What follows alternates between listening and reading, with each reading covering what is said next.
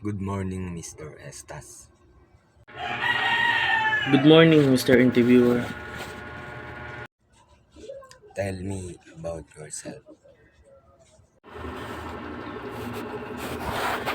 I'm an electrician with 4 years of experience in industry.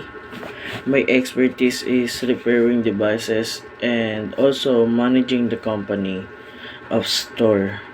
Because in my previous job in YPM electronic store, or it also a repair shop.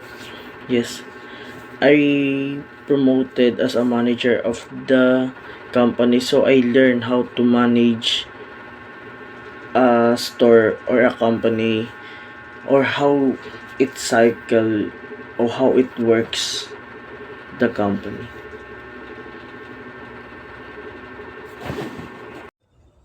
Why do you want to work for this company?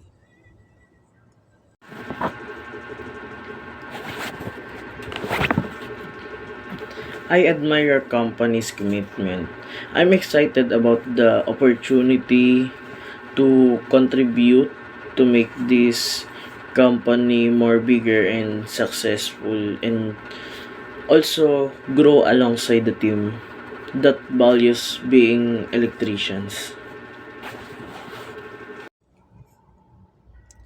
What do you know about our company? Your company is known as for having a very good electrician and the highest sales of electronics technologies. I've been following your work on like a Facebook page that I saw.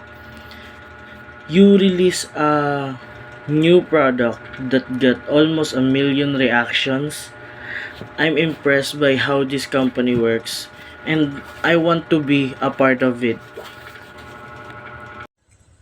What is your greatest professional achievement? In my last role at YPM Electronic Shop, I led a team to increase the sales by 20%. This required being a manageable mindset and also a being a positive thinker. I'm also proud that